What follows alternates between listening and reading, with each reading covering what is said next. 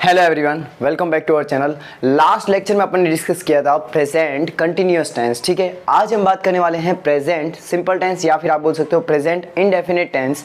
बच्चों के दिमाग में ये कंफ्यूजन था कि सर पहले आपने प्रेजेंट कंटिन्यूअस की शुरू किया, जबकि पहले होता था कौन सा है, प्रेजेंट इंडेफिनिट होता है। डियर, बात ये है कि यहाँ पर क्या है, इसमें रूल्स बहुत ज़्यादा है, इसमें रूल्स बहुत ज़्यादा है। और जब किसी चीज़ में रूल्स ज़्यादा होते हैं तो उसको समझने में थोड़ा टाइम लगता है। तो पहले अपन ने बेसिक कॉन्सेप्ट उड़ा दी, क्लियर कर दी, कौन से टेंस से, प्रेजेंट कंटिन्यूअस से। अब हम यहाँ पर क्या करेंगे, डीप में जा सकते हैं आराम से।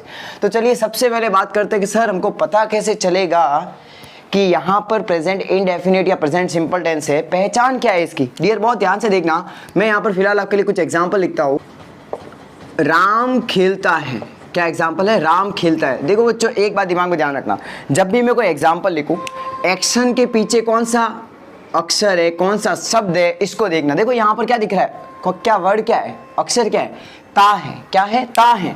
दूसरा एग्जाम्पल, सीमा गाती है, सीमा गाती है, यहाँ पर भी ध्यान दो, पीछे क्या है, ती है।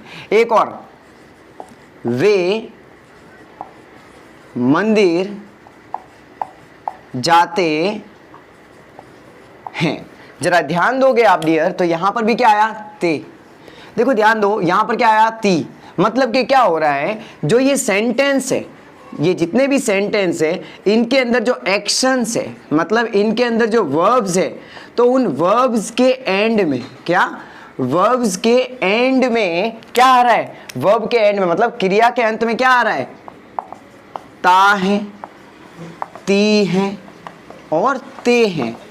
जब ये शब्द आते हैं पीछे तो वहां पर ये पहचान हो जाती है कि ये कौन सा टेंस है, present indefinite tense, present simple tense.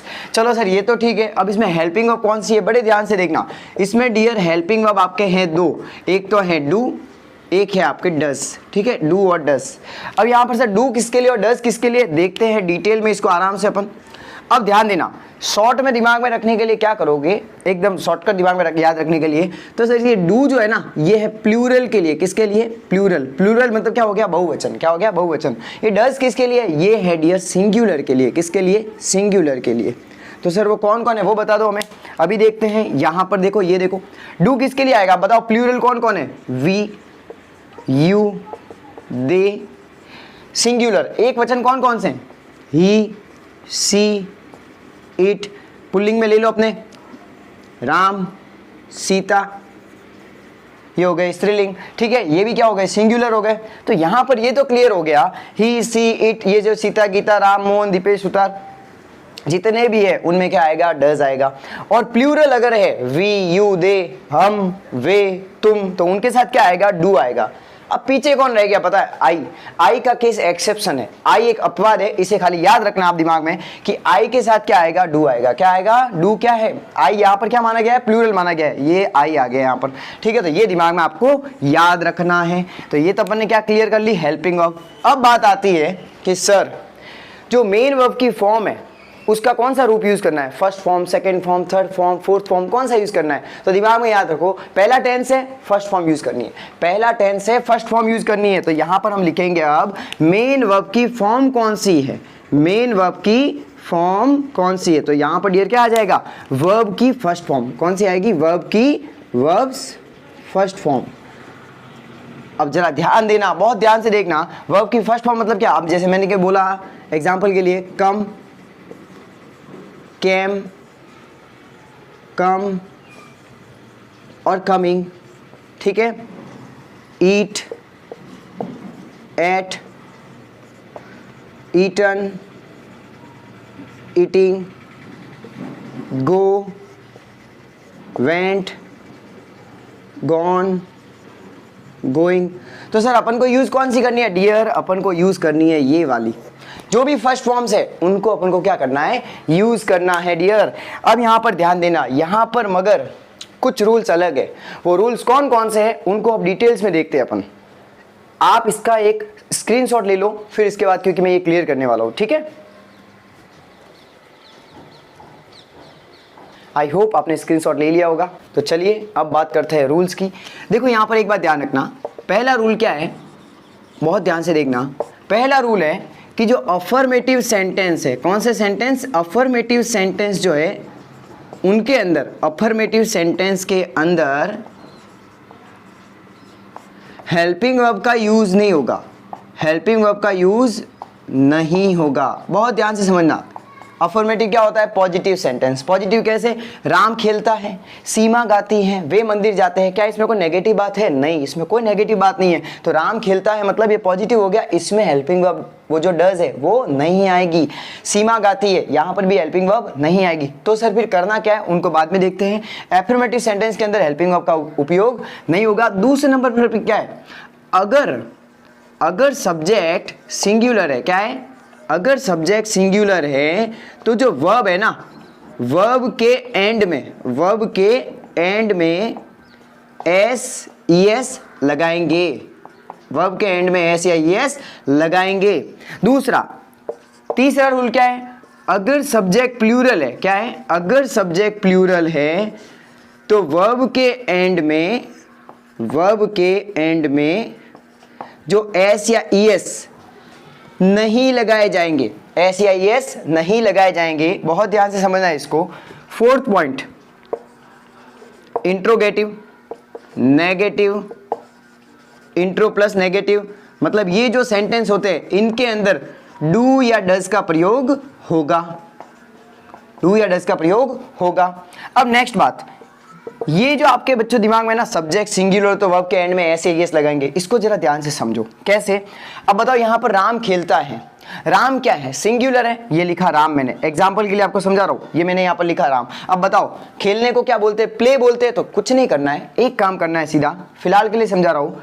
Ram play था, इसके आगे ऐड कर दो एस, क्या जोड़ोगे, एस जोड़ दो, मैटर क्लोज। राम प्लेस, क्या हो गया, राम प्लेस। अब यहां पर देखो जरा, वे मंदिर जाते हैं, बताओ यहां पर क्या है, वे का मतलब क्या होता है, दे। तो बताओ दे क्या है, बहुवचन है, प्लूरल है। और मैंने क्या लिखा, अगर सब्जेक्ट प्लूरल हो तो वर्ब के एंड में एस या एस नहीं लगाना है। तो यहां पर क्या होगा, दे। अब बताओ जाने को क्या बोलते हैं, जाने को गो बोलते हैं, तो यहां पर क्या आ जाएगा, दे गो। सर यहां पर एस या एस नहीं लगाया, बिल्कुल बच्चे यहां पर एस या एस नहीं लगेगा। लेकिन मैं क्या कह रहा हूं, ध्यान देना, अगर मैं लिखता हूं, अगर मैं यहां लिखता राम मंदिर जाता है, क्या लिखता मैं, अगर राम मंदिर जाता है तो यहां पर भी क्या हो जाता, राम गोस, क्या हो जाता, राम गोस। अब यहां पर ध्यान देना एक बात, यहां पर तो सर आया एस और यहां पर आया ई एस, ये क्या बात है, तो यहां पर कुछ रूल्स है। अब बच्चे कंफ्यूज हो जाते हैं कि सर यहां पर तो आपने प्ले के बाद क्या लगाया, एस लगाया, क्या लगाया, एस, और यहां पर आपने गो के बाद ई एस लगाया। ये एस और ई एस का रूल्स क्या है, क्या मतलब एस और ई एस कब लगाते हैं और कब ई एस लगता है और कब एस लगता है, इसको हम एक बार वापस इसके भी रूल्स पढ़ लेते हैं। तो चलिए उनको देखते हैं। अब चलिए बात करते हैं रूल्स की। तो सबसे पहले देखते हैं रूल्स फॉर ई एस, ठीक है। ई एस लगाने के रूल्स क्या है, main verbs ends with letter ओ।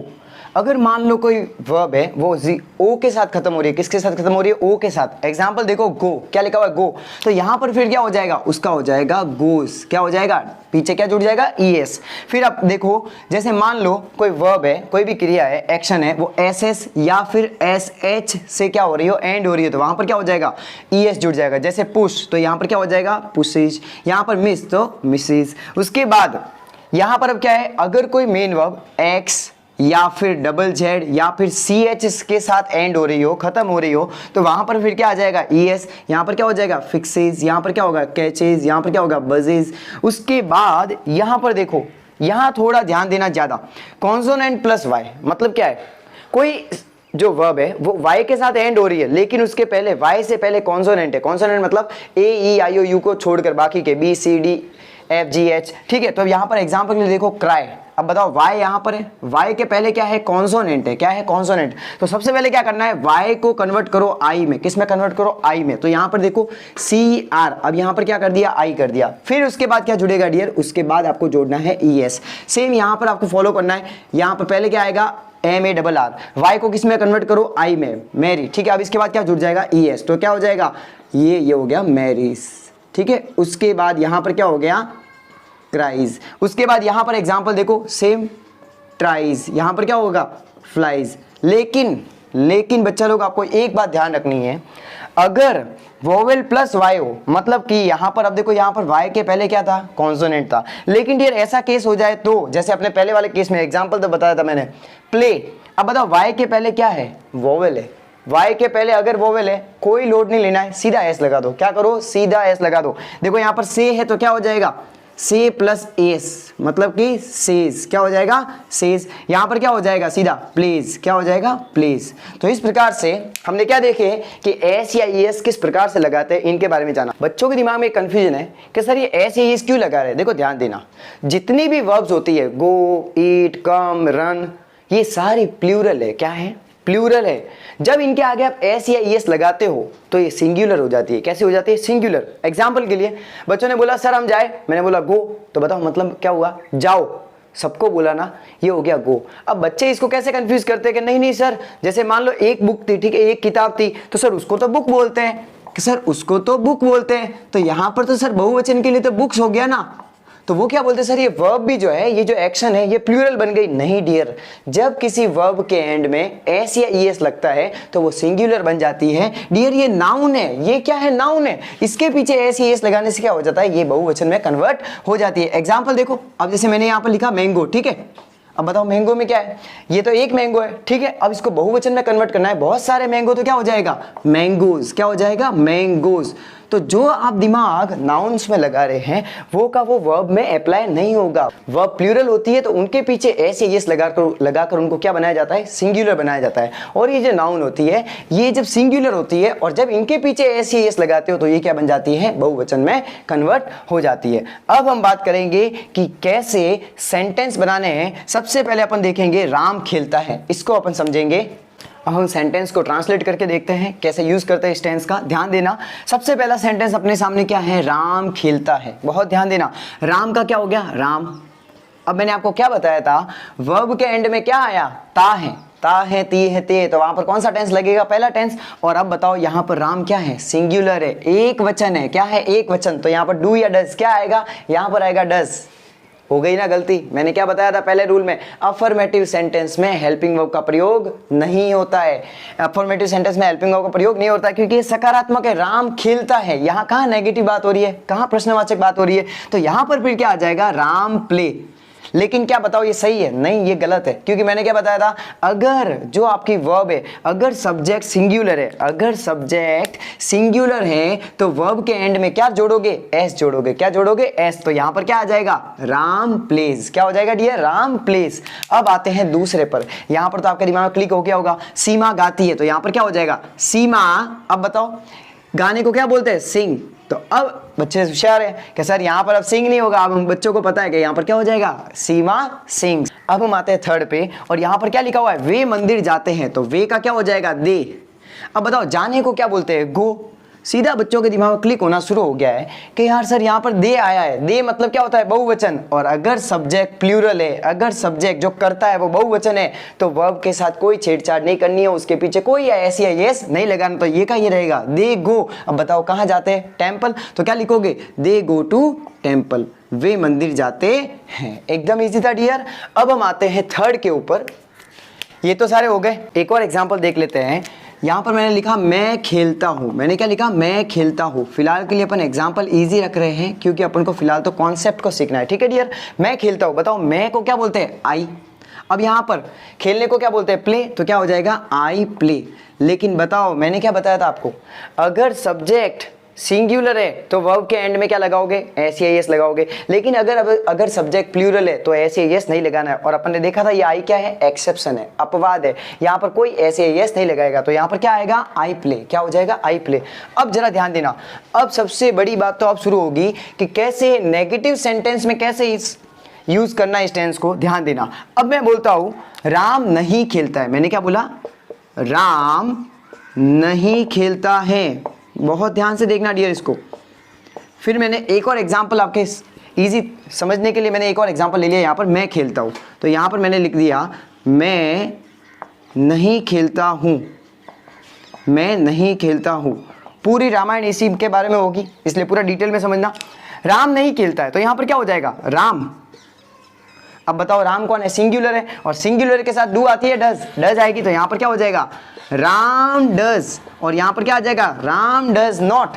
अब बताओ जरा याद है आपने, यहां पर अपन ने एस जोड़ा था, अब वो एस ये एस क्या हो जाएगा, हट जाएगा, क्या हो जाएगा, अब उसको वहां से आप रिमूव कर दोगे, क्योंकि भाई साहब हेल्पिंग वर्ब आ गई है तो अब उसको हटा दो। राम डजंट प्ले, क्या हो जाएगा, राम डजंट प्ले। अब बताओ यहां पर क्या होगा, आई, क्या हो जाएगा, आई।